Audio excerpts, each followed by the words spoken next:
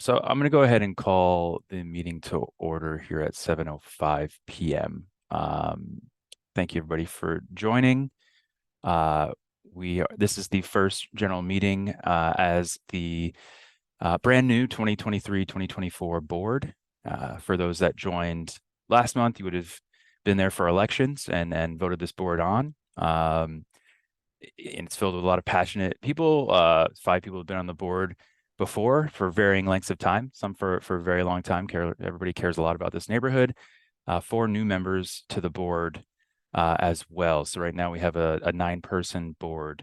I will do the shout out that we have up to 15 slots as a board. So there are open positions, and so always something to think about and consider as part of joining on as an large member and supporting our work moving forward there. So what we will do first here is briefly go over some old business, the general meeting minutes from October, and get those approved. Then we will go into a discussion, both talking about the new board members, our positions, and a little bit about our goals, and then kind of talking through the discussions and what we know about the TASS site here in St. John. So first, though, to go through those meeting minutes. So we shared the agenda out that had the meeting minutes in it. We shared it out last week. Those have been available to check out. I will drop in the chat now the link to the agenda so you can follow it live if you wish, unless that has already been dropped in. I don't believe so. Alrighty, there you go. So what we normally do to approve these minutes, we actually ask for basically a motion to approve with the unanimous consent, looking for dissension. So that's what we're going to go. We're not going to go line by line through these minutes. So they've been out publicly now for about a week. So I would like to see if there is a motion to approve the October general meeting minutes. I have a question. Yes, Bernadine. Regards to members present. Yes. Kim's name is not on there as being present. Oh, well, thank you. Let's make that update then. In that instance, is there any other proposed flags or proposed changes to the October general meeting minutes? I've added Kim's name in there.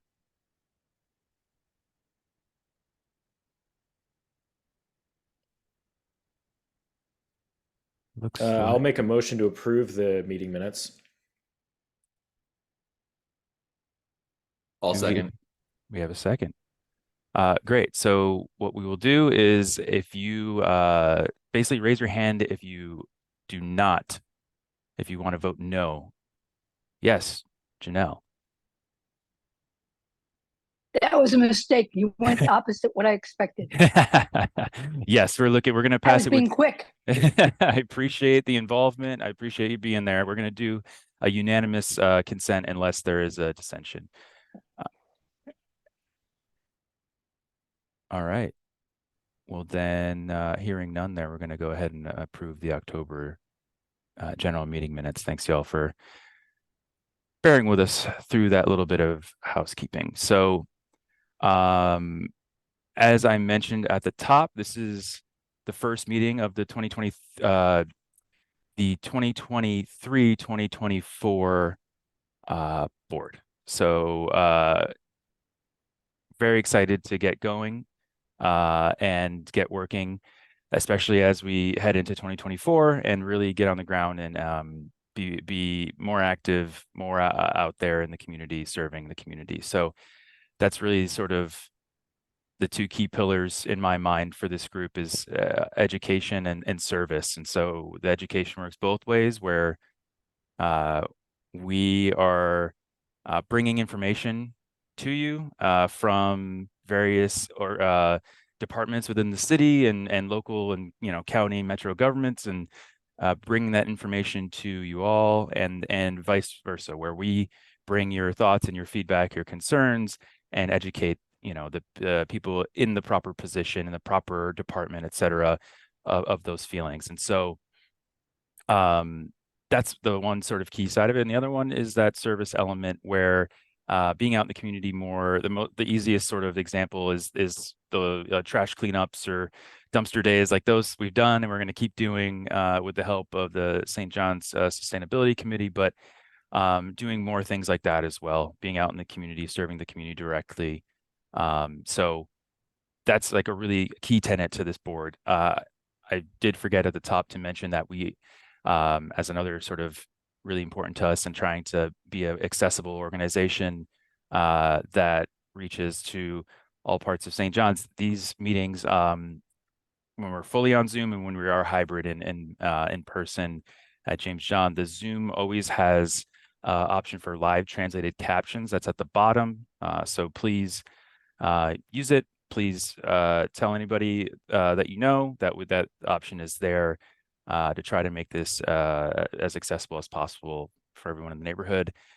I very quickly wanted to go through and basically introduce the board. I know some of you may have been at the last meeting and voted on this again, but we have a 9-member board right now, and just wanted to really quickly shout everybody out. You can give a little wave in your Zoom window if you wish. They'll have time later on to speak a little bit more during their updates. But my name's RJ DeMo. I'm the chair. We have Patrick Tice, who is the vice chair. Paul Rippey is the secretary. Bernadine Lee, the unofficial mayor of St. John's, is the treasurer. Ryan Dillard is the safety and livability chair. We have Juan Vildasola on outreach. Brennan Scarlett is our land use chair, and then we have Jesse Emery and Kim Larson as at-large members of the board. So you heard a lot of titles and names in that, like safety and livability, outreach, land use. And what exactly does that mean, or what does that role entail? It can be a lot of what the person in that position wants to make it. But one thing I can say with confidence in what this board is looking to do is to get more general members such as yourselves and neighbors in the community involved by having committees for these positions, to where it's not just one outreach person doing all the outreach for the organization, but actually has a committee of people that help do outreach, and whether that is events or social media or sending our emails. And the same goes for the other ones, where safety and livability will have the SALT, safety and livability team, and have members that can get involved as much as you can get involved, whether you can dedicate an hour here, an hour a month, an hour a week. We can work with you to have you involved in where the issues you're passionate about, and spend a little time working to improve St. John's, and then maybe one day you want to become a board member with us, but no pressure. So just finishing up with that, if there's any sort of questions about the board or how it works, please raise your hand or shout them out. But otherwise, we can move on. Great. Okay. So where you wanted to talk about next, I'm sure many of you, I don't want to say all, I never like to say all or none, but I'm sure many of you saw the news about the mayor's proposal to put a TASS in St. John's on North Portland Road, up just north of Sherway, a RV site with the number we're being told 130 RVs to be put in there. A brief sort of recap about what we have found out and been told and what the conversation has looked like. Just 3 weeks ago or so, 3 or 4 weeks ago, Hank Smith from the mayor's office reached out asking to speak with us about a proposed TASS in St. John's.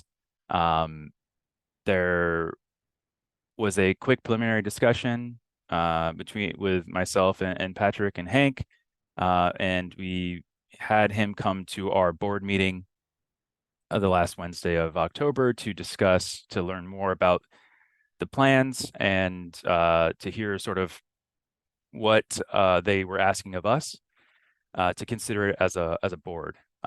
So Hank joined us there at the last Wednesday in October, and to kind of distill it down in as few bullet points as I can. Basically, we were informed that the TASS is happening. It was decided weeks before we were made aware of it, that it was happening. And really, the ask from the mayor's office was for us to anoint a 8 to 10 person committee to draft an initial draft of a good neighbor agreement to then bring to the community to offer as a starting point for thoughts and feedback on shaping that document.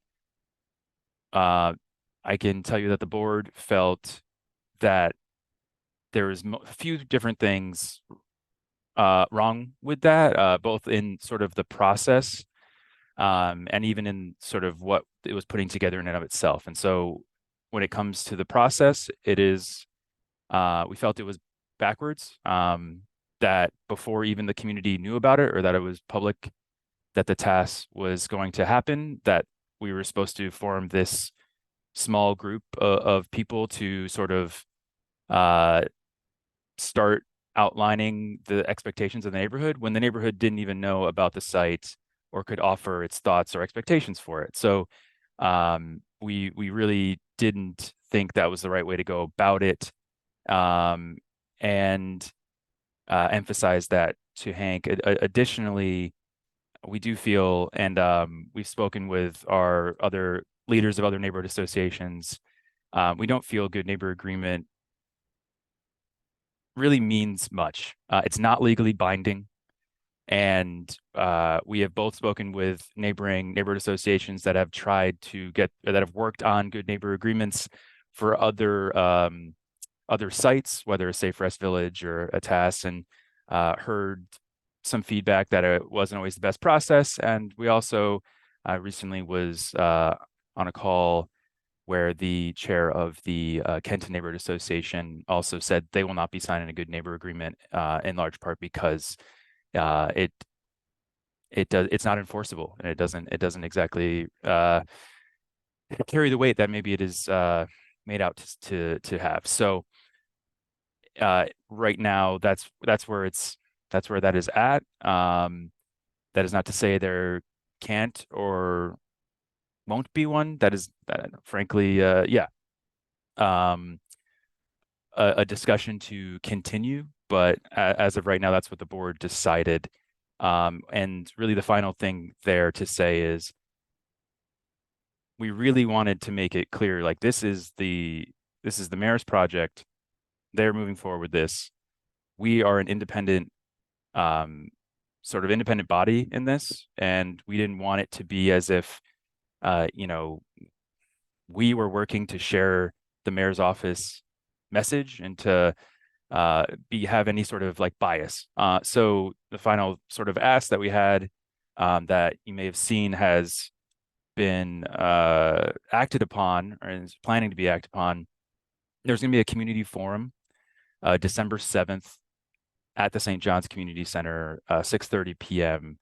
And that the mayor's office is hosting that. That is going to be the venue to really ask questions, get as much information from them as possible, and really dig deep into this in this project. So that is their meeting coming up. Members of the board, I'm sure here, will attend, and of course will always share the neighborhood's thoughts and feedback and concerns with the mayor's office to make sure that there's still that avenue, that voice for the residents, but so that it's not just a case also that those that show up to that community forum are the ones that are heard, but also anybody who has thoughts or feedback. So I see one question in the chat, and I can speak to that. If there's other questions, I'm sure there's other questions. You can put them in the chat. You can raise your hand. We're here to discuss this for a while. So we can take plenty of time on this to discuss. So Amy asked, do you all have any more information than the estimated count of RVs? Yes. So this will be the second like operational task that the city the city's not running. Urban Alchemy will run, contracted by the city.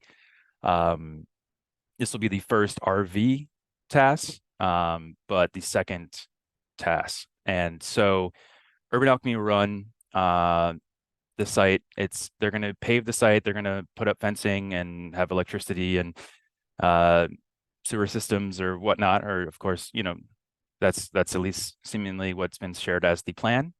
And so in addition, the way that Urban Alchemy in their contract, they have to run it. They have to have a certain amount of staff per person in the task. I believe it was 15-1 is the ratio, but please, if any board member thinks differently or looks back at the notes from that board meeting and can update there, please let me know. The idea is that the RVs and the people with the RVs will move in, and that within I believe the preferred timeline is 4 months. We'll move on to permanent housing. So it is also removed from public transit, and that was a question that was asked, and they said there is budget for Urban Alchemy to operate shuttles to say bring residents there to the nearest bus stop or public transit option like that. So if there's any other like specifics that you are wondering about, oh great, there we go. So if there's any more specifics you're wondering about, please see what is being shared.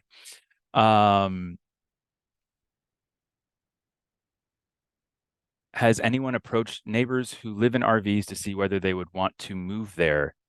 Thank you, Babs, for the question.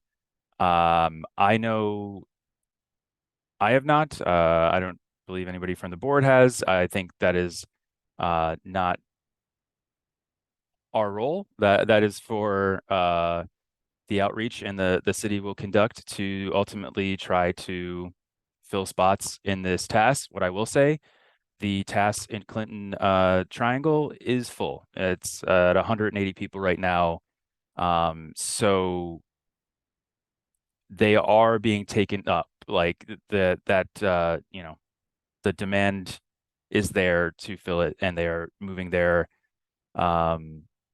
They are not being forced to move there, and they have filled up that task site. So seemingly, RVs are different, and that'll be an interesting problem or not even a problem, but just interesting factor to deal with and address that the mayor's office will have to go for. I'm gonna continue or Babs, I see your hand raised there. It's a follow-up from this question. I can answer that quickly before moving on to others' questions.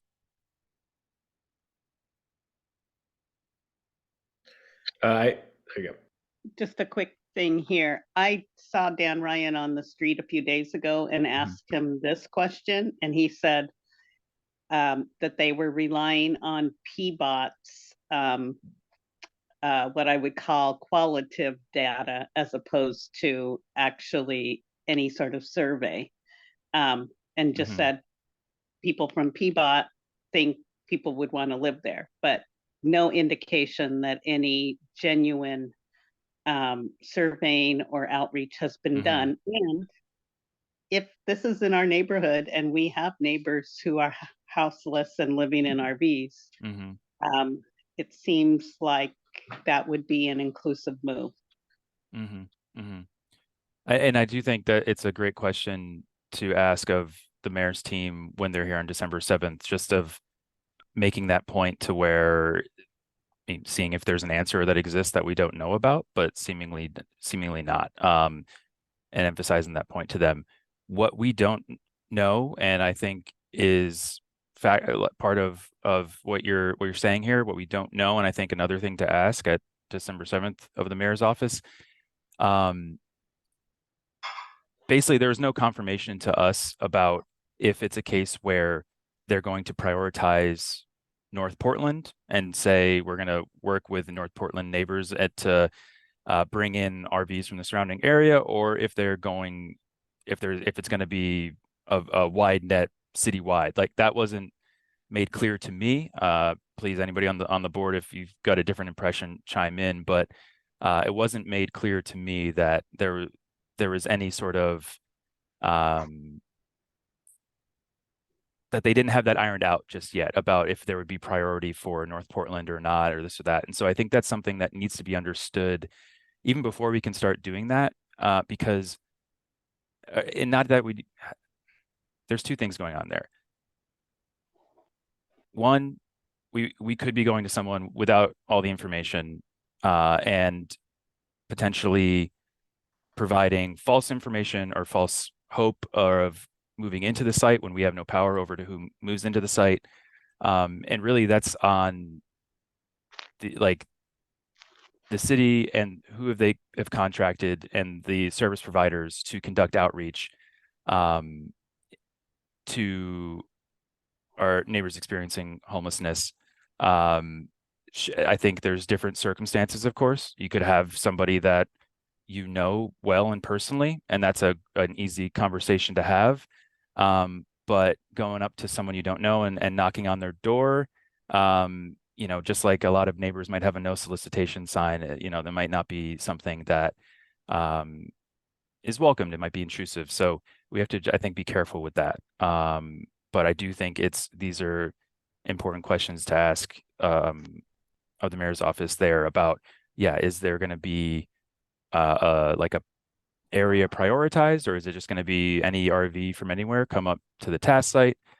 I think that's an important question to get clarity on from the mayor's office on December 7th. I'm going to keep scrolling down here to try to get to everybody's questions. And I'm speaking a lot, so please, if anybody else on the board who, if you want to add in any thoughts, just please chime in. And thank you for updating in the chat there and sharing the date and time of the forum. Yeah, and RJ, I can kind of help. I've been scrolling here as we go. So there was a question here from Jesse. I think I've gotten everything above. Any plans on how to inform the neighborhood about December 7th to encourage more folks? So that's one piece, I think, RJ, that Hank has told us about from the city. They will be sending out mailers to everybody's address within the specific zip code of, I believe, Kenton, St. John's, and Cathedral Park. I'm not sure about other neighborhoods in North Portland, but that mailer will be coming out with this exact information. So yeah, I guess for those that don't get mail, that's a great question that we can ask the city how they outreached. Yeah, and we've shared on our, and thank you, Juan, planning to share on our social media. We've shared it into our email audience. I think that we can go back, if we can make a note of this, we should go back to Hank to ask about like posters or flyers to hang in and around the neighborhood. I think that should be something that I'm happy to I think we could consider to be part of hanging those to make sure everybody's aware, but I think it should be something that it's on them to produce to produce that flyer to get the word out. Like it's on them to do this. This is their project. So we need to put to pressure on them to do right by the neighborhood and with the outreach. Paul, is the meeting going to be at the community center, or did I just make that up?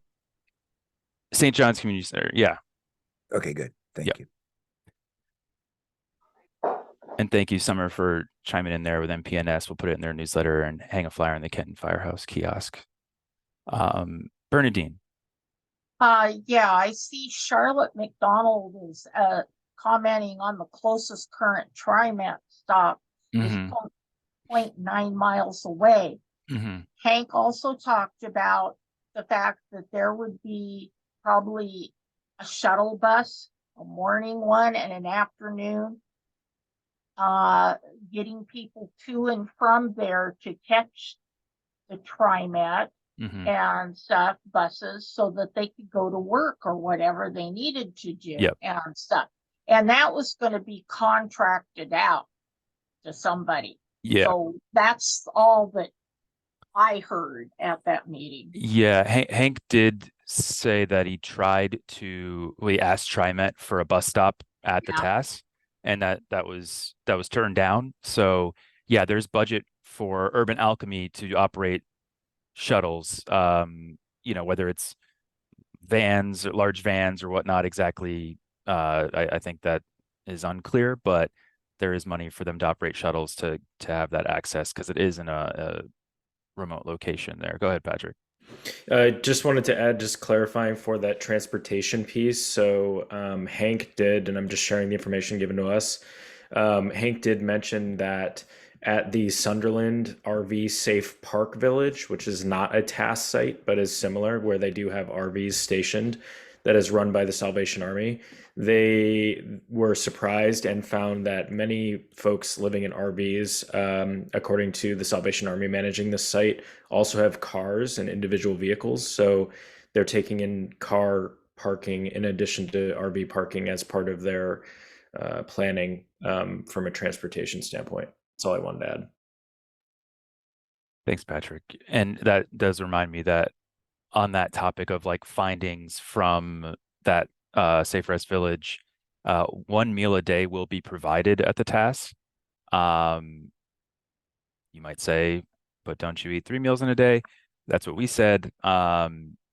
Apparently, there was 2 meals a day provided at I think this was actually at the Clinton Triangle TASS, or what, please somebody chime in if that's incorrect, but they offered 2 meals and basically there was a lot of food waste. It wasn't getting eaten, and so they adjusted accordingly. So that's why it's 1 meal provided per day at the site.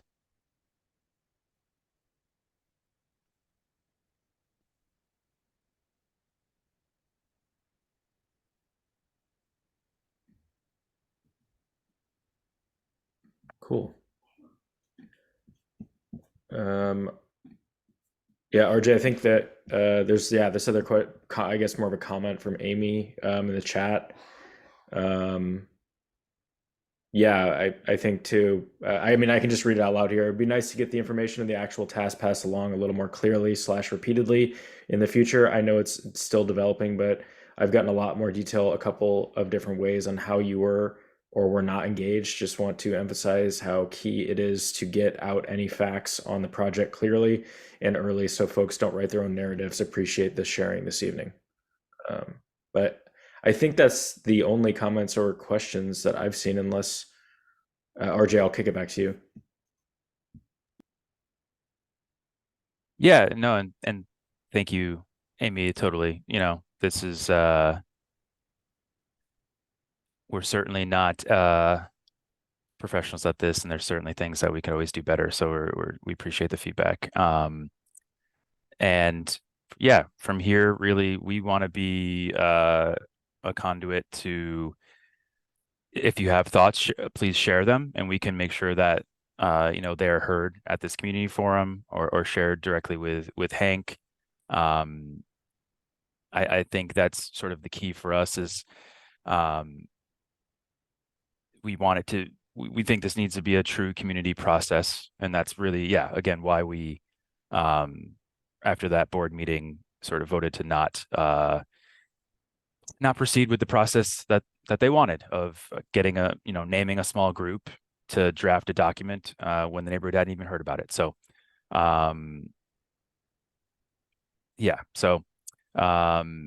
we really want to push the city to play its role and educate and be out in the community and drive this. If this is their project, like you drive it, communicate it, be in touch with it. So that's our push, that's our pressure to really keep them honest on that and keep them coming to the table for the neighborhood. So I guess any last either questions, comments, or concerns anybody wants to share, we can move on from this, or we can stay on this. I want to leave the floor nice and open here. So I'll give it a second if anybody, whether you want to write in the chat, raise your hand, any other questions, comments, concerns. Yeah, sure. Amy, go ahead. Hey, yeah, I just wanted, in case folks weren't around for the last time we had conversations about houseless supports coming into the neighborhood. I just think some of us have some fears about that being repeated. It was a really nasty time to be involved in the neighborhood.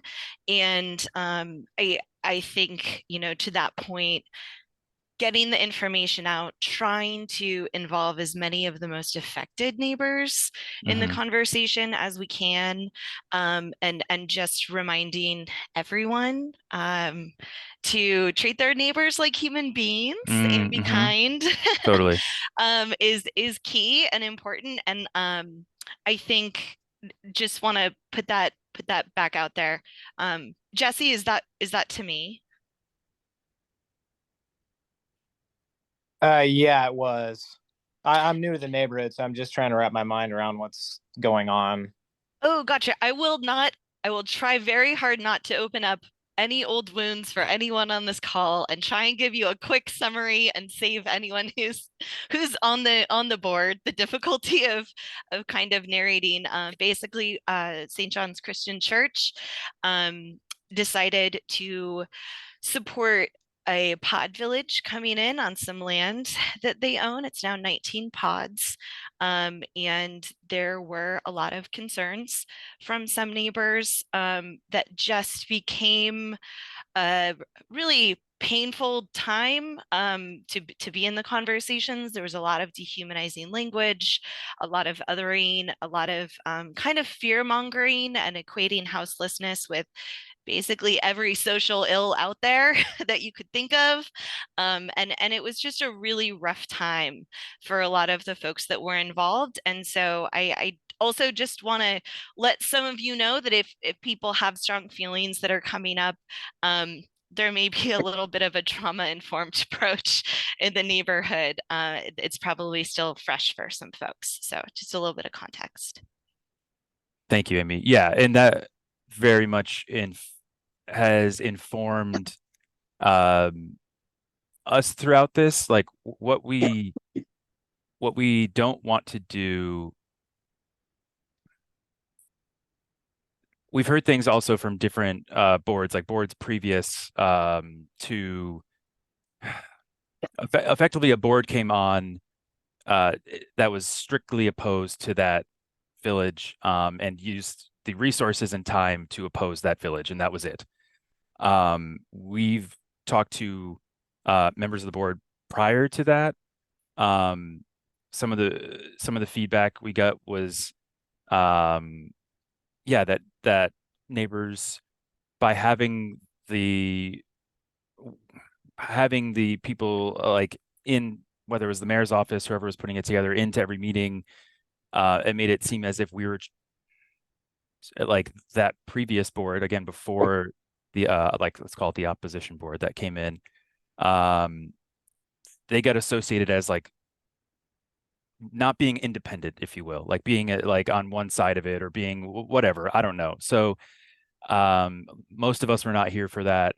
So we're just trying to keep it where we're not opposed to this. We're not trying to keep it from happening in the neighborhood.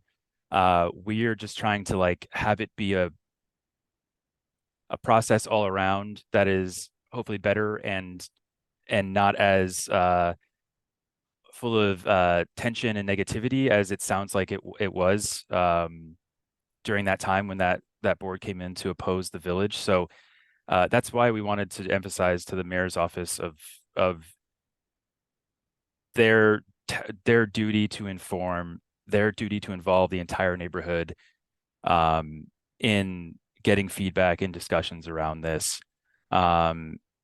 We actually encouraged them to have the community meeting much closer to the proposed site. We offered up different potential sites that would be much closer also to make sure we're involving, it was as convenient for neighbors most, closest to the site. But it ended up being, at the community center. But and the final thing I'll say, speaking from personal, my day job is working for a service provider in our community that seeks to help house people experiencing homelessness. Basically, dehumanization, that kind of behavior will not be tolerated. We treat all of our neighbors with respect, no matter the circumstance. And so, thank you, Amy, for that context, and I hope we can do right by the neighborhood here from here on out. Charlotte, please go ahead.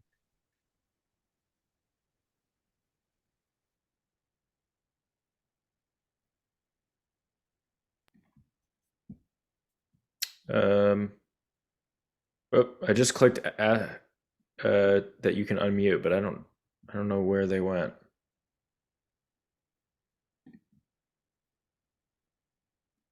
They seem to have disappeared on my list. Did we lose Charlotte? Maybe they clicked the leave button instead of unmute by accident. Okay. Is there anything else? And hopefully Charlotte comes back on momentarily here. Anything else from anybody on this front? We allocated really up until 7:45, so we're still within the time here where we can discuss.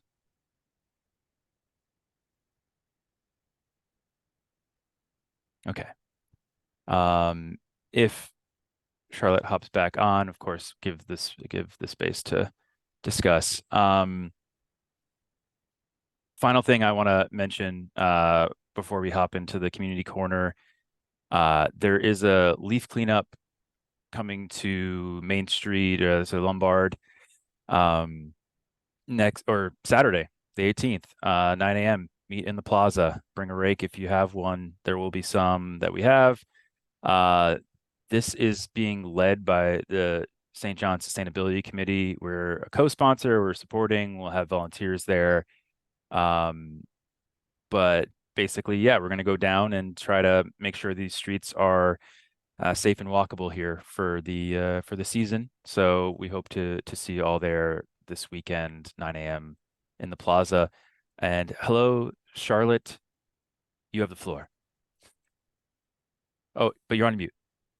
Thank you so much. My Zoom cut out and I'm back on. I just have a quick point, and I will come to inform the city of this as well. I'm very knowledgeable about the proposed TASS site because I'm a very close neighbor within a half-mile proximity over here in George Park. My point tonight is I do want everyone to know that I will be informing the city that they need to talk to DEQ. So there's a really wonderful woman at DEQ, Lauren Huertas. She is the main communications lead at DEQ, and she can provide full information on what I'm about to tell you. There is a toxic slag mountain, and yes, it's not called a toxic slag mountain, it's called a slag pile, but it's the third and final slag heap to be removed from the site that's adjacent to the new TASS site. And what it is it's filings and sand from the many decades of operation at Columbia Steel. And it is legally mandated to be removed from the site because it has all kinds of metal in it. And it isn't safe to be around or walk on or ingest the dust of. And so while it is being removed, when the trucks come to remove it, dust goes up in the air, and that wouldn't be safe for unhoused people in RVs to be next to. So I'm going to make sure I will send the description of this and ask that not only that when the city comes on 12/7, I hope that they will already have talked to DEQ so that they're informed. Because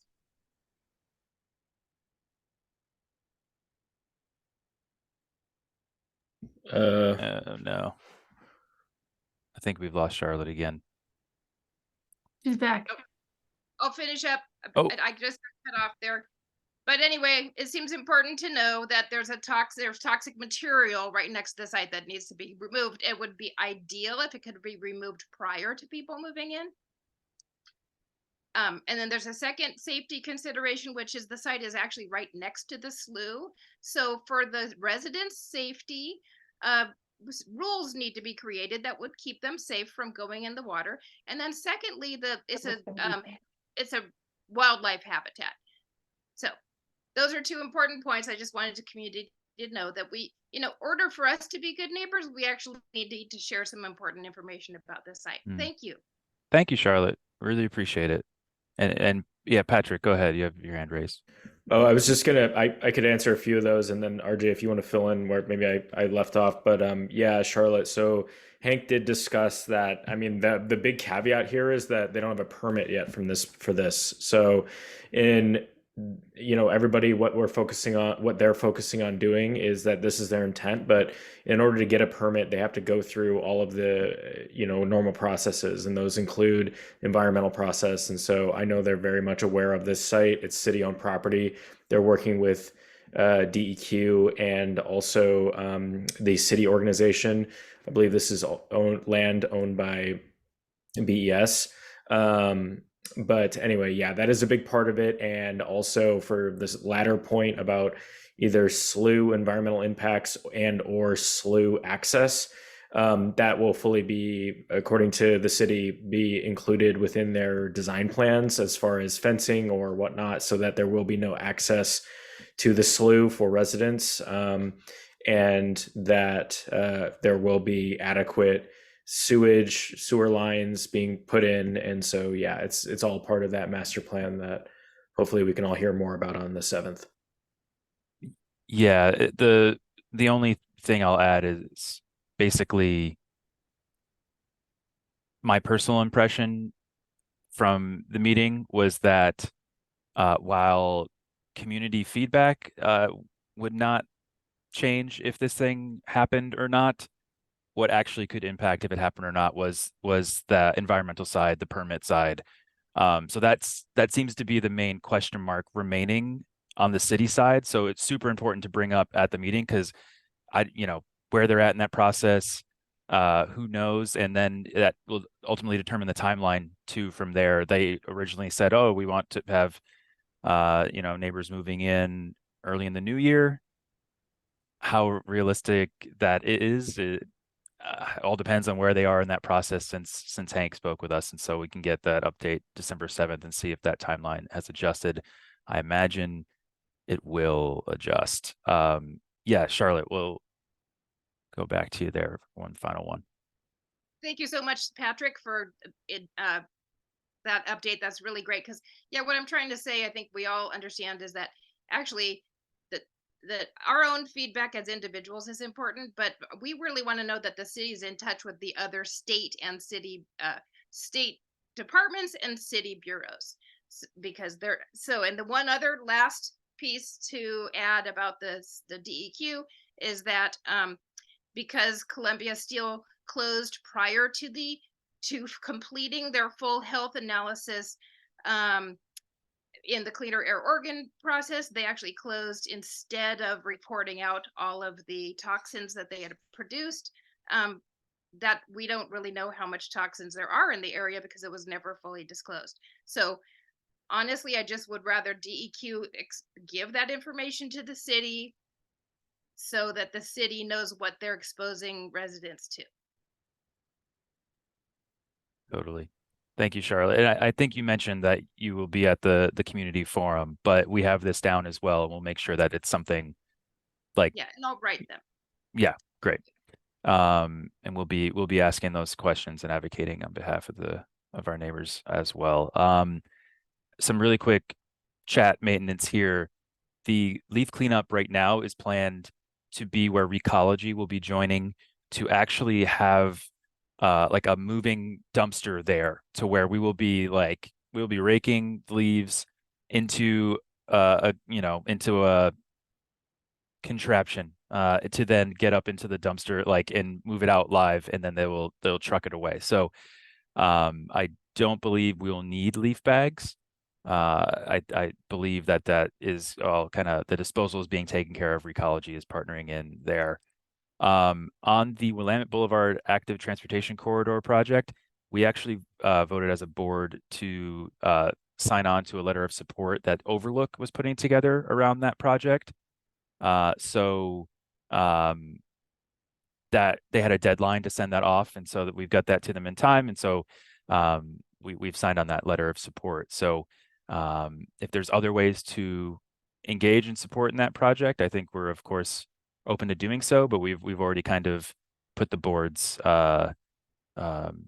approval out there, and by signing on to that letter that Overlook put together. Great. Okay.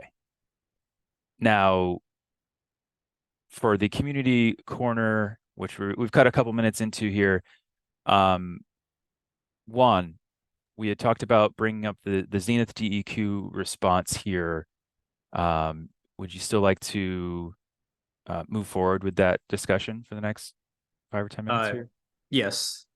Yeah, so for the people that were at our last general meeting, we voted to sign a letter of support for just general awareness about the CEI hub and the seismic analysis risk of the Multnomah, blah, blah, blah. And now there's a letter that is addressed to the EQ, and I'm going to share it in the chat. And also I've invited Josie from Breach Collective to talk more about it and also answer questions if anyone has any. And yeah.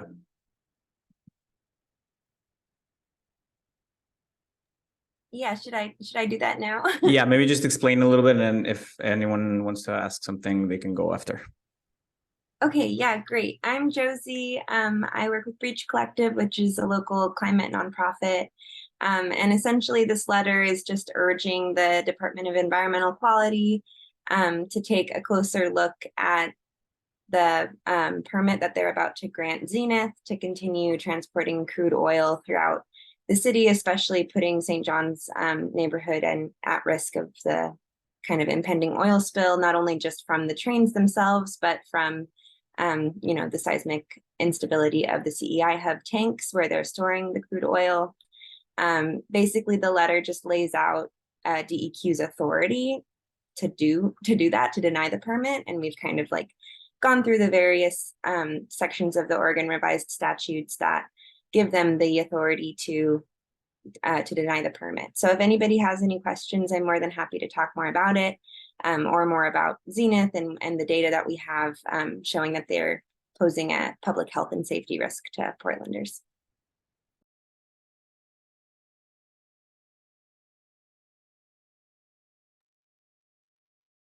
Thank you, Josie. And yeah, we'll give it another minute. If there's any questions, take a look through that.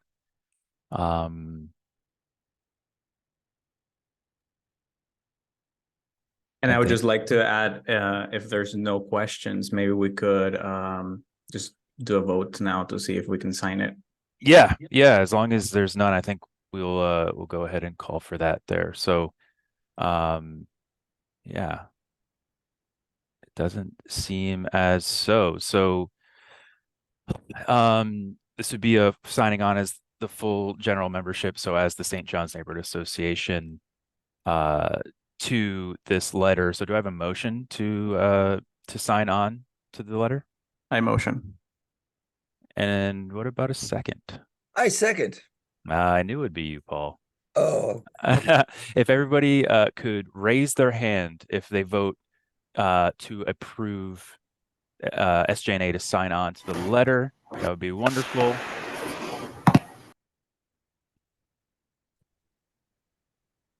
And to go back over this for anybody who's here for the first time, you can vote in this, no matter if you've never attended a meeting before, so long as you live, work, own property in St. John's. Live is rent, own. If you're a member of the houseless community, anybody, if you live here, you can vote here. That's right. I don't get a vote as chair. Look at me trying to abuse my power. How dare me? And Abuse it. Abuse it. Oh no, I'm sorry. I didn't mean to say that. Paul. So 1, 2, 3, 4, 5. I see 15 hands raised. And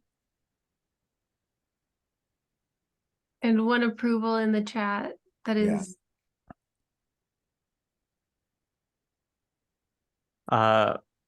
Siuxi asked if Portsmouth residents are out. Oh, kind of. Okay. Yeah. Unless you work also at a nonprofit that does significant work in St. John's. That's another condition that where you can be a member. How do we count the people that are logged in but like aren't paying attention? Yeah, could we have a yes or no vote? That might be, and everybody else is abstaining. It's true. If people have wandered off to watch Netflix, then as in a write in the chat, yes or no, or what is your suggestion there, Paul? Well, so we have 17 yes votes, and then we could ask for no votes. So I believe that is a simple majority. Of present. Yeah. Yeah. Good point. Okay. And then if it's a tie, that's the only time I vote, correct? Correct. Yeah. Yeah. Correct. And we also, if it is a close one, we need to consider who are guests and non-voting members, because the number is going to be skewed. If we have 33 people here and then 5 of them can't vote, then it's really majority out of what, 28? Yes.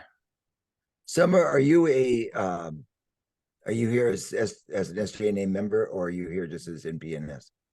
Here as NPNS, I won't be voting. Okay. Zoom has a polls option.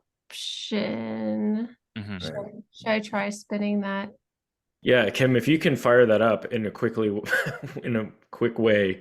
I don't know how to do that though. Test. We'll see if I can do it.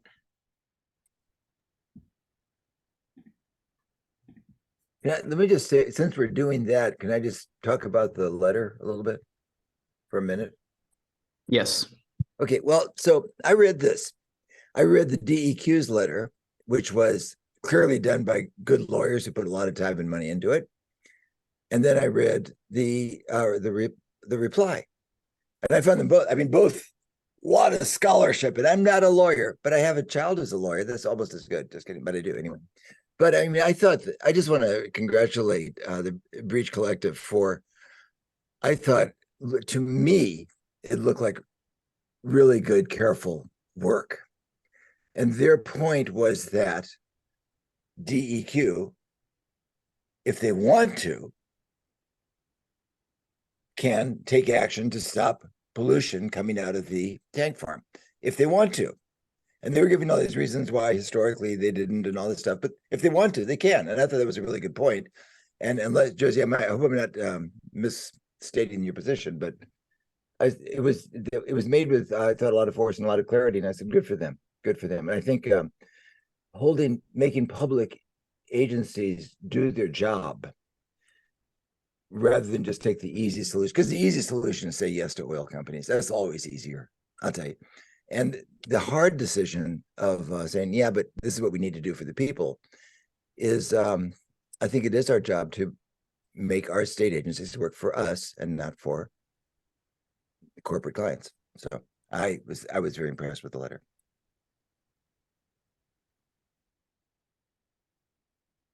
Oh, here we go. Got a poll. Does that work? Okay, voted.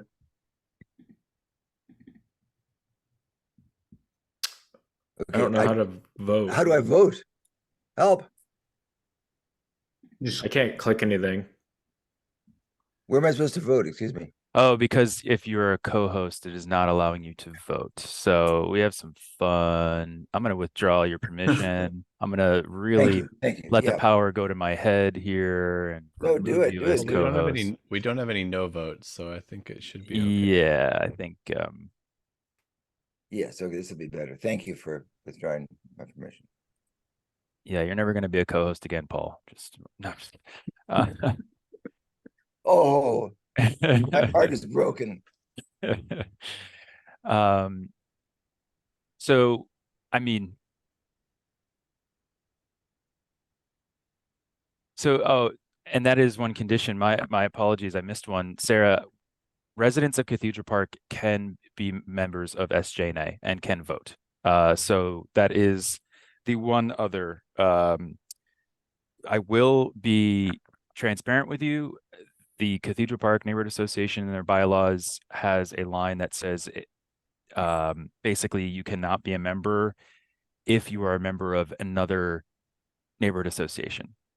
Technically, if you vote here, you are a member of SJNA, which would then technically prevent you from being a member of Cathedral Park Neighborhood Association. Whether it's enforced, whether I don't know, but I want that to be out there in the open. But you are welcome to vote if you wish. Because we make the rules for this meeting. Yes. I mean, we do. I mean, that's just like we do. Okay, so we have 16 yes votes. We have 9 people abstaining. So basically, we're at 16 out of 23, and that means that it passes. That we will sign on to the letter. Thank you, everybody. Thank you so much, y'all. I think it'll make a difference. I think it really does like matter that the neighborhoods are, speaking up on these issues. So I'm super grateful. And thank you for coming out. We appreciate you taking the time. All right, folks. Before we get into board updates, are there any other things that members of the community want to bring up, that whether a question, comment, concern about any topic, anything at all? We just want to always leave a space open for people to bring something forward if it's on their mind. So yes, Caroline. Hi, I did put it in the chat, but Friends of Baltimore Woods, 2 little updates. We're again showing the same film that we already showed once, called Once a Braided River. That is a beautiful documentary by Barbara Bernstein talking about how far we've come from when the river was originally braided channels and supporting lush wildlife and human inhabitants. And now it's paved and channelized. But not only that, it's studded with tank farms that are on a liquefaction zone. And then I think it was last Sunday's Oregonian came out with this shocking headline story that it's not the tank farms that will kill us, but it's all the toxic chemicals like ammonia and chlorine gases. So I can't say enough about this film, Once a Braided River. It'll be December 5 at St. John's Cinema. And again, we had a fabulous panel discussion with Barbara Bernstein, the filmmaker, and Bob Salinger, who's like Portland's greatest environmental leader, and also Sarah Taylor and a few other people. So I would like to, encourage people to come out. Since we had an over capacity crowd last time, we're bringing an encore performance of that film, firstly. And secondly, I might as well just update the community a little bit about some really amazing news at Baltimore Woods, which is, I'll try to keep it really succinct and almost underreport this, but long story short, we got a grant of $3,000, the goal being to purchase rare and uncommon native plants. And we organized what plants we wanted and found where they were available, placed our orders, picked up our plants. And on just this Saturday, November 11, we had probably very darn close to 40 people out there doing this like precision orchestrated planting of the Baltimore Woods Meadow, which was paved. It was an old Toyota parking lot, and we depaved it quite some, maybe 10 or 12 years ago. So it's now taken this former asphalt parking lot like back to almost like paradise if everything goes according to plan. So it's pretty big win for the natural world and for the community of St. John's. Thank you for sharing, Carolina. Congratulations on the grant and the awesome turnout there.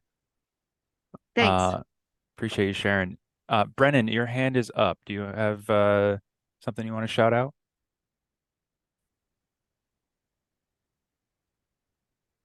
Nope, sorry, that was from the vote earlier. No worries, no worries. Just wanted to make sure there. Yeah, Amy, go ahead. I'm sure folks have probably seen stuff on social media, but the boosters have a ton of stuff coming up for their Light Up St. John's. So there's going to be a couple.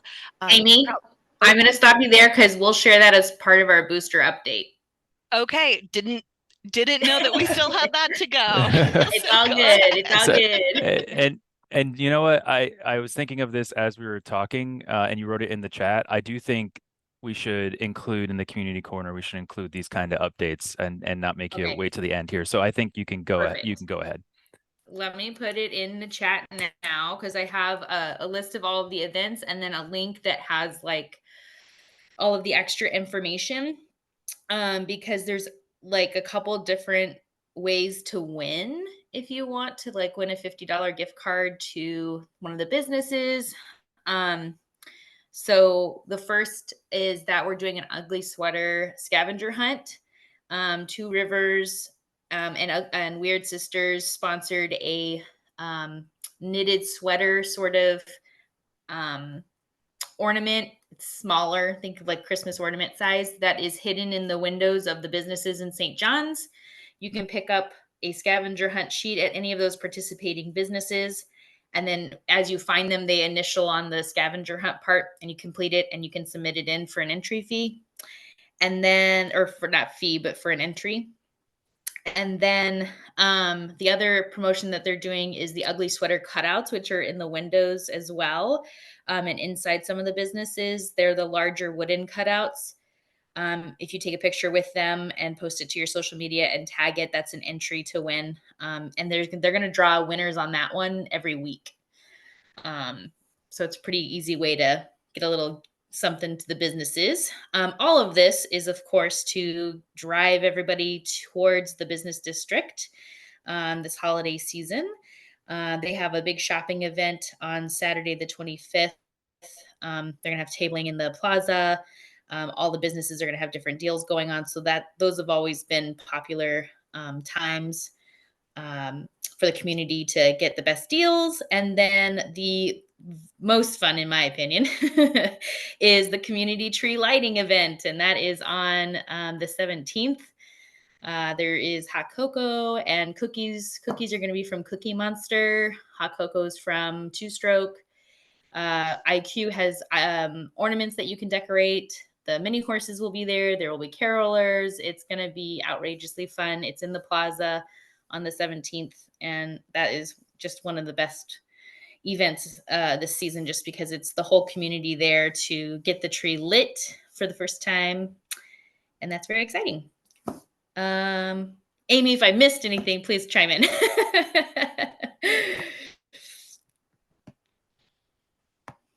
I just want to give a little shout out for the pub crawl happening on the 9th. I Oh, see yes. you, Ryan. Thank Ryan you. and his Thank wife. you. I'll just let you share, Ryan. I'm just talking over everybody.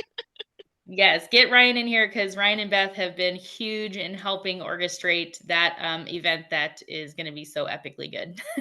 Yeah, no, we're super excited. It is going to start at Leisure, and then it's going to go to Fixin' 2.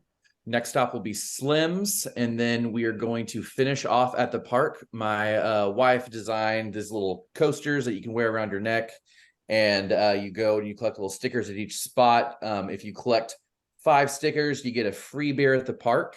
And there will also be some pizza courtesy of the Boosters Club from Louie's for those of you that are able to survive and make it all the way to the park. But yeah, it's a fantastic way to engage with the community, support your local bars and restaurants, and meet a lot of really cool people, including myself. And not required, but obviously encouraged. Wear an ugly sweater. Yes, I have a custom made one. I'm also have a lovely headband with some fantastic lights. So make sure to look out for that and you will see me. Yeah. So there's a lot of ways to kind of get into the district and have a good time. I also like to shout out our businesses that are not necessarily right on Lombard or maybe right in the business district, but we have everything, all the businesses that are this side of the cut, you know, can be members of the boosters. And so, you know, there's a lot of wonderful places on Fessenden and on Willamette and down at Workshop St. John's area. So, you know, wherever you're called to go this season, just supporting our businesses is what we're trying to do. We got a lot of the storefronts painted, the windows, like some of the vacant windows painted with cool murals, and we're just trying to encourage people to be present and around. Thank you very much. Really appreciate it. Thanks for taking the time. We'll continue the theme, and SJCO, if you want to hop on and share updates, we can move you up to the community corner now and do that moving forward.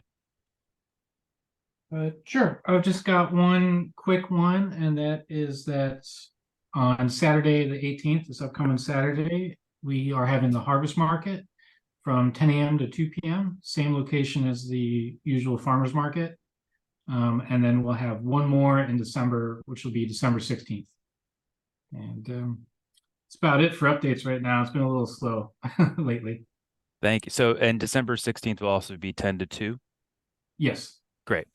So y'all have your November 18th plans. We all meet at 9 a.m. in the plaza. We do an hour of leaf cleanup, and then we head up to the market at 10 a.m. when that starts. You know, we can just really make a St. John's Day out of it here.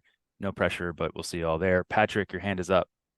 Yeah, just for the last community corner piece, Jessica Fletcher had something in the chat here. I would like input on how to best engage the community around the Charleston Greenway Safe School Street project and the mural at Leonard and Charleston that will be refreshed in May 2024 with PBOT funds. I don't know anything about that, but I don't know if anybody else does. Or Jessica, if you want to add more. So I've mentioned this to RJ and Mr. Rippey, but basically, sorry, I have a cold, so I keep coughing. So if I need to cut out, that's why. PBOT is doing a greenway on Charleston, and they've offered $7,500 to $10,000 for paint to update. Excuse me, the mural at Charleston and Leonard.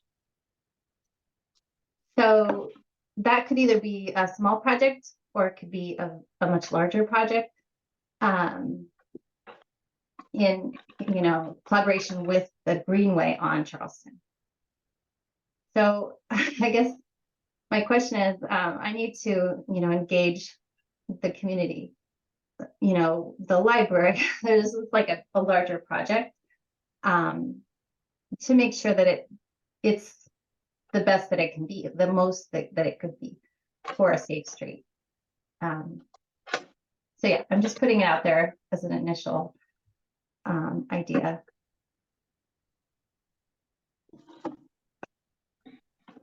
Great. No, thank you. And so, right. So the mural at Leonard and Charleston, that's at the intersection right by the library, James John, just in case anybody can't place that. And so in Charleston being a greenway as part of the North Portland in Motion, part of the stated goal of that program is to make sure every school in St. John's can be reached and is connected by greenways. So it makes sense why it's right there by James John. So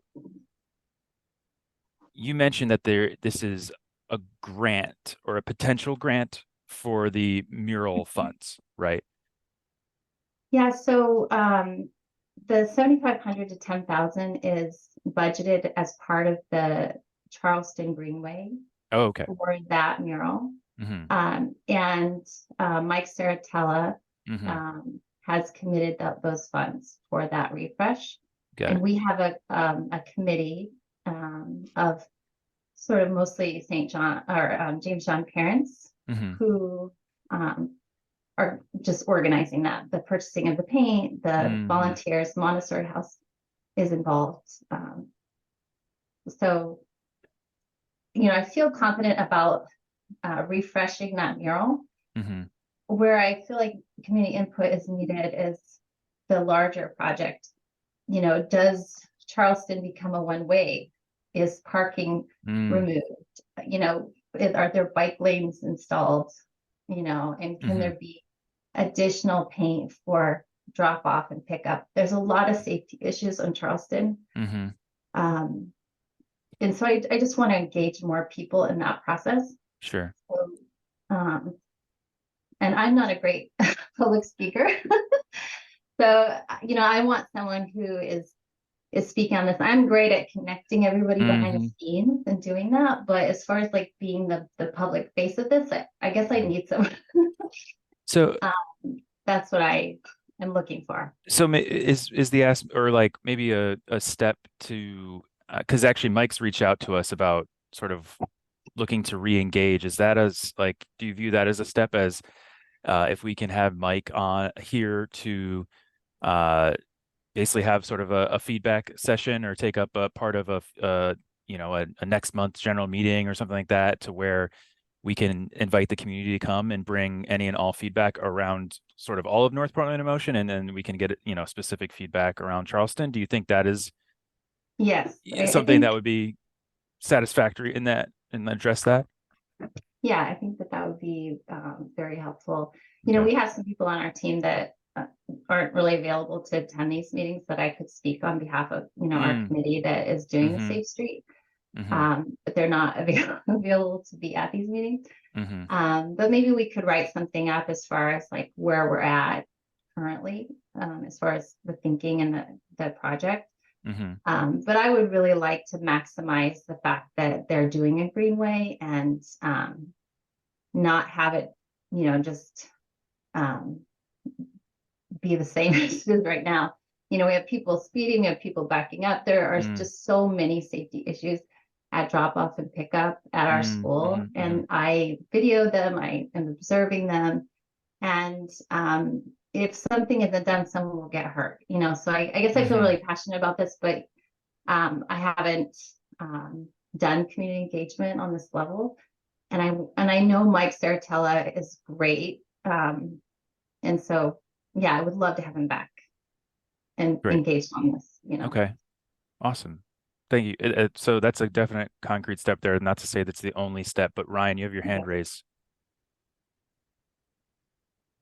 Yeah, I just wanted to say, Jessica, I'll reach out to you. I'm the SALT, the safety and livability chair. And so I'll reach out to you. I'll shoot you a DM here in Zoom with my email, and you can just reach out to me and we can talk about this. Great. Thank you. Yeah.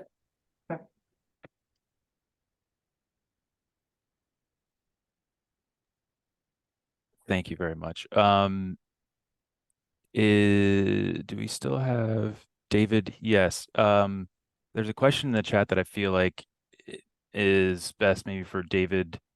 Any plans of bringing back the farmers market to the plaza again? Seems like an engaged space.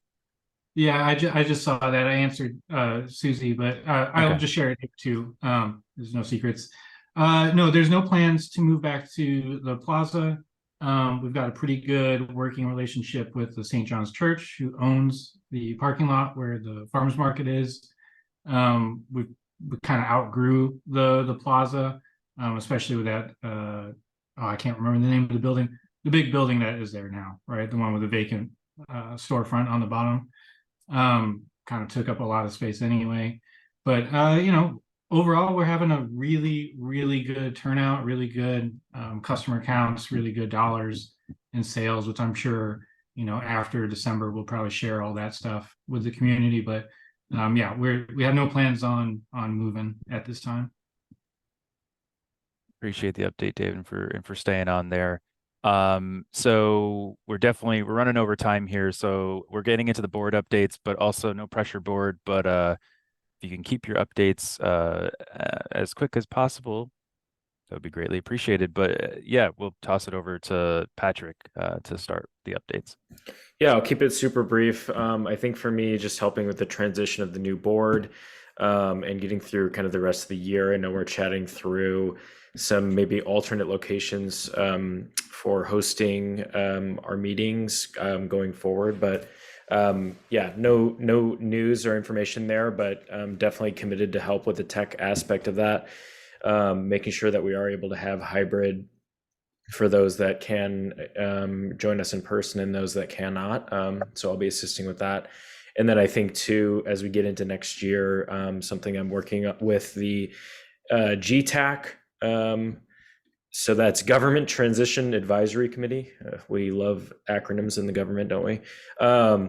Working with them on trying to get some resources and help as we gear up for the 2024 election. So obviously, for those that have been hearing me speak about this, going into getting the maps drawn, but we have a massive charter reform that will be rolled out in 2024 during a presidential election year with many different ways of voting, with ranked choice voting, multi-member districts, a lot of those sorts of things. So that GTAC group is working on providing resources, and I'm going to be looking to partner with them to see if we can maybe either have them on a couple of our meetings at minimum, but also maybe have some kind of events or activations around maybe learning how this new voting process works and how our elected officials will be elected going into 24. So that's a big one for me that I'm working on in the short term. So hopefully more to come there. Thank you, Patrick, and what an efficiently done update. I appreciate you. We're going to move on to Bernadine, Treasurer's report. If Patrick, if you wouldn't mind bringing that up. I know we just discussed that. Share that. Thank you so much.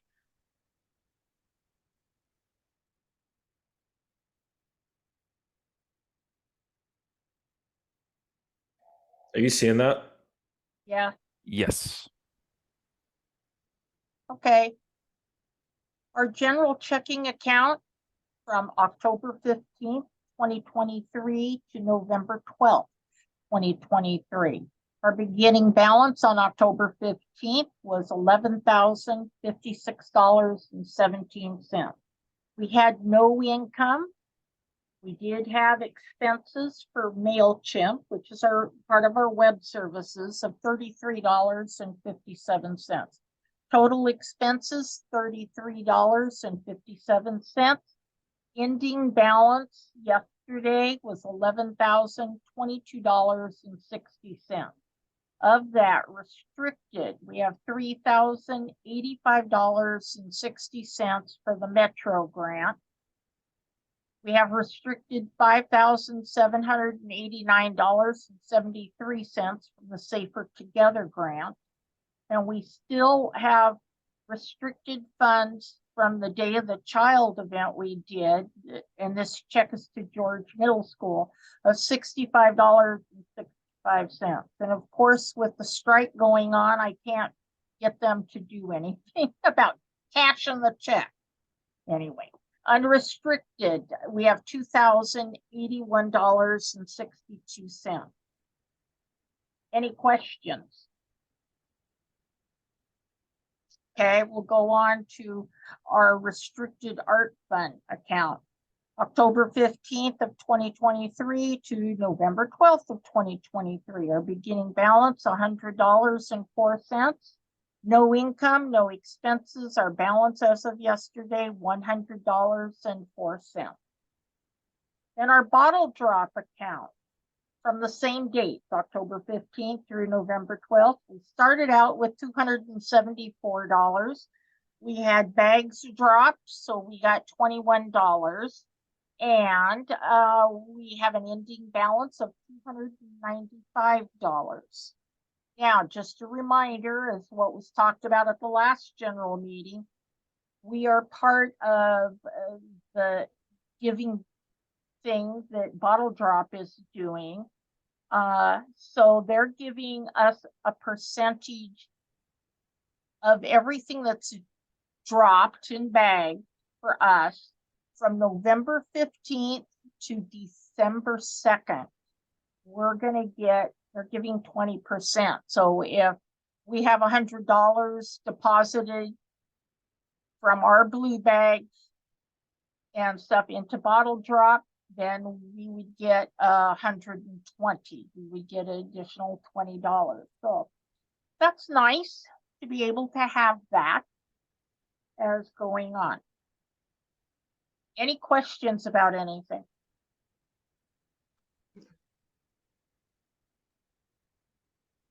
Can you remind the dates on the bonus? Sorry. November 15th to December 2nd, not including Thanksgiving Day.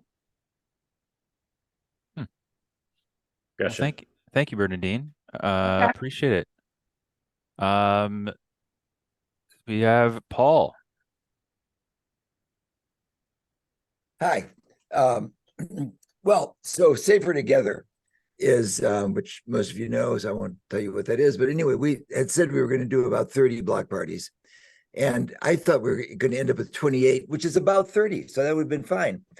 But right at the last minute, a couple of people came through, scheduled block parties, which have now occurred. And the last one, number 30, was our own Kim Larson, really nice party, which she had billed as the rainy day party. And it just was a little bit of, it was just a little bit of sprinkle. But anyway, so we achieved our target of 30 block parties. And really, I so want to thank everybody that organized parties. And it is work to do that. And I think it's good work, though. And so thank you all. And in that spirit, we've foreseen having a final celebration and stock taking that would celebrate just to share stories, but also look at what we could have done better. And so I was going to do that. I picked the date of December 7th. Oh, the mayor's thing. All right, fine. Okay, so then I picked the date of December 5th, and hope that we can get Daydreamer Coffee to use their space. I hope we can use their space there. And I have written to them 3 times and no response yet. So if I'm asking Kim, I know Kim is a user of their products, so please help me. But that would be great. So in addition to inviting all the hosts to get together, and of course our friends at PBEM, we would also invite the whole board, the net board, Mary Kelly, a couple of other neighborhood associations, just that kind of folks. So, but anyway, thank you all for making Safer Together actually achieve its target. Who knew? Thank you, Paul, and thank you for the thought to apply for the grant, getting the grant, making this happen, hitting the goal. It's been a Herculean effort, and we really appreciate it. I hosted one of those block parties, and let me tell you, it was a wonderful, wonderful time.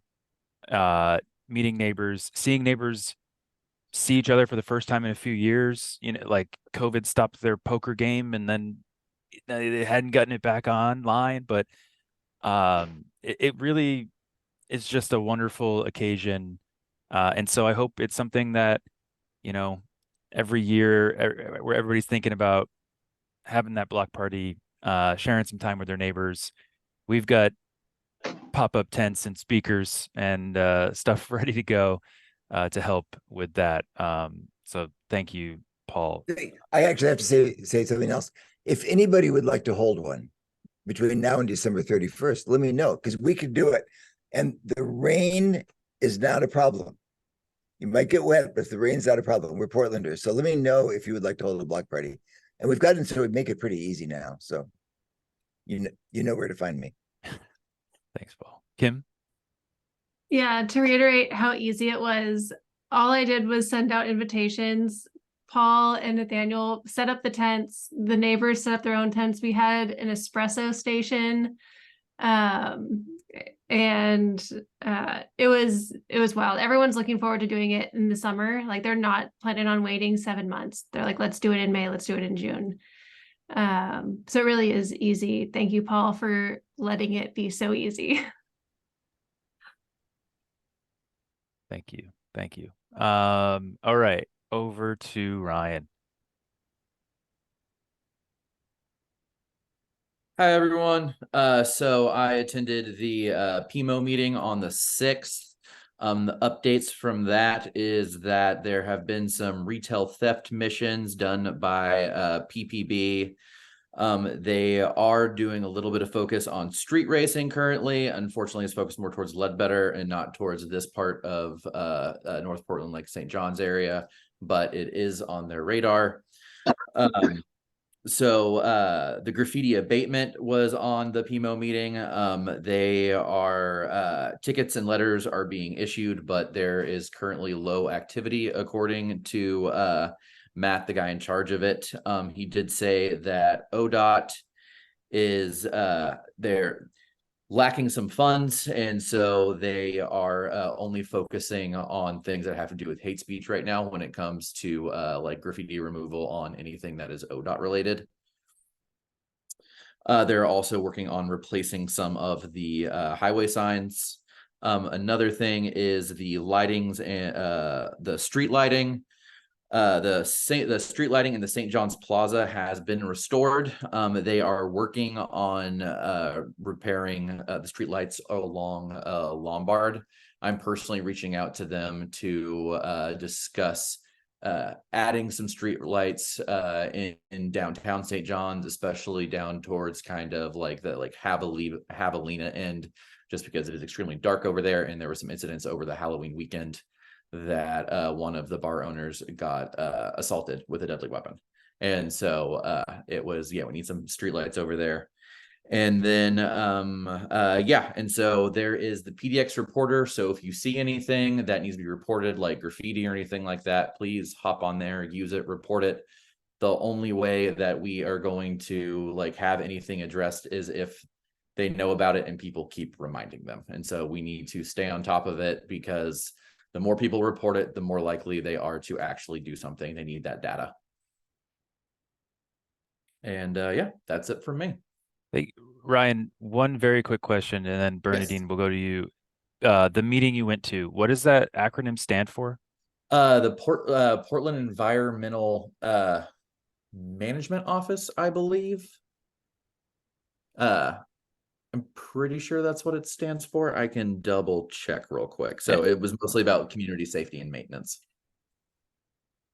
And that's different than the PSAC meeting. That's different than the PSAC meeting, Got it. which is a public safety meeting. I will be attending that this Thursday is Cool. the next one. Yeah. Okay.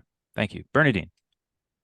Yeah, for Ryan, I've had 2 St. John citizens come to me, and they don't feel comfortable using PDX Reporter. One of them is a senior citizen and does not have computer sense, doesn't have a computer, doesn't want to be seen taking pictures and happen to try and get them into them, and doesn't really want their name out at all. And so, and I can understand that, because this person is afraid of neighborhood retaliation for it. And so they're wondering if there's any other way to report something.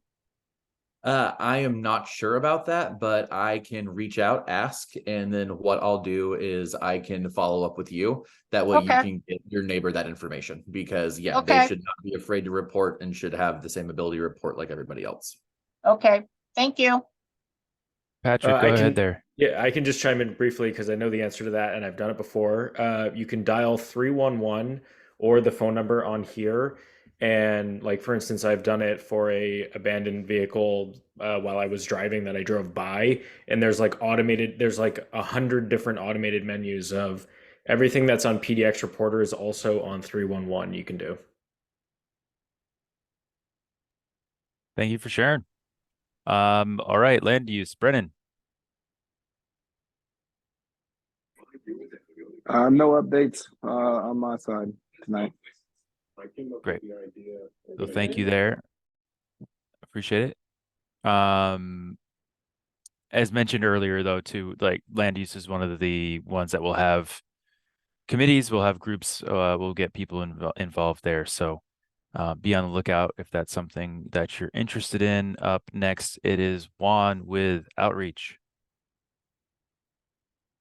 Yeah, just gotta say that I mean, I'm still learning how to do all of that, but if anyone has anything that they want me to share on the social media, just send it to the direct messages of the page and I'll share it. And also we were going to do an outreach committee and I mean, yeah, still like reach out to me if you're interested in that. I know Paul is, so maybe we should have our meeting about it soon or something.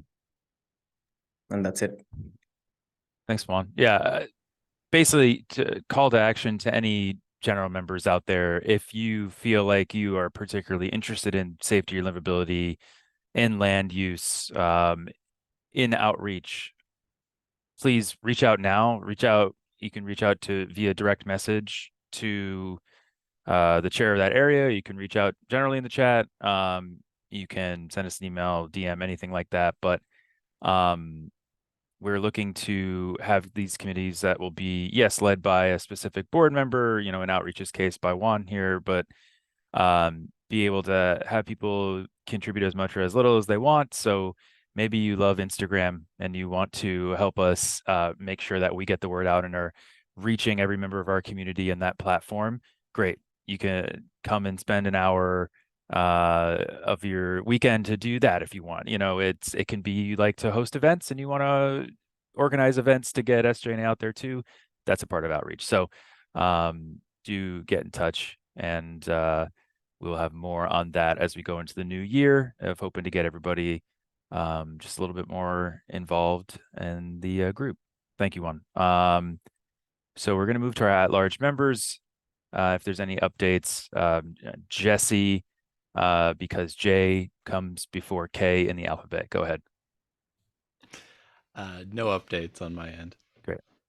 Thank you. And Kim. I think Paul covered it with the block party thing. And I'll be connecting with folks kind of individually as I plot doing some research on St. John's. Yes, that is. I just have a question for Kim. Could you, I don't know, like, because I sent you a meeting that I couldn't go to. Like, do you want to talk about it a little bit? Yeah, I totally can. So I talked to 2 grad students about what it's like to live in St. John's and which parks we being the dogs and I tend to go to, and some of the issues that we see.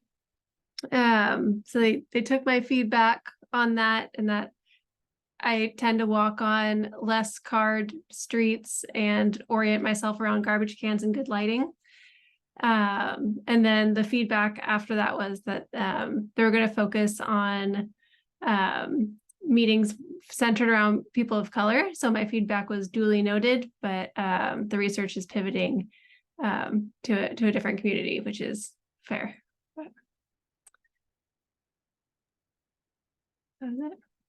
Thanks, Kim.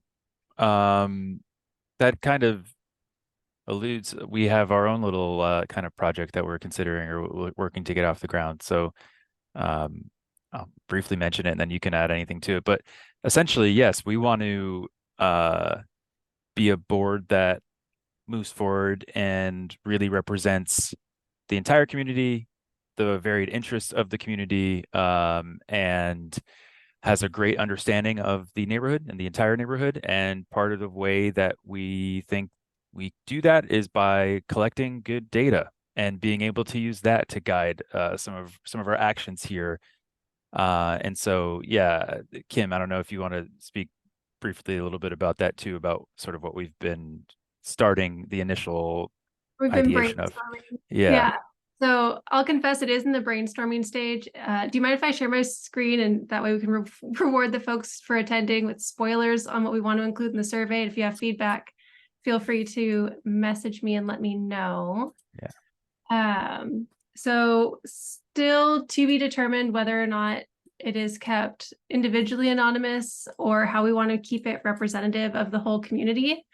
Currently, the design has a few pages to help reduce survey fatigue because that's real and surveys are long and annoying. I think there'll probably be a 2-course option, the 5-minute version and then the full feedback version, because I know some people get very feedback full and some people are, you have it till my coffee is ready. So picking the zone that people most identify with as their primary community, so we can tell which side of Lombard, which side of Fessenden people reside in. And then figuring out how they hear about the survey to figure out which form of communication is most effective in reaching the individual neighborhoods.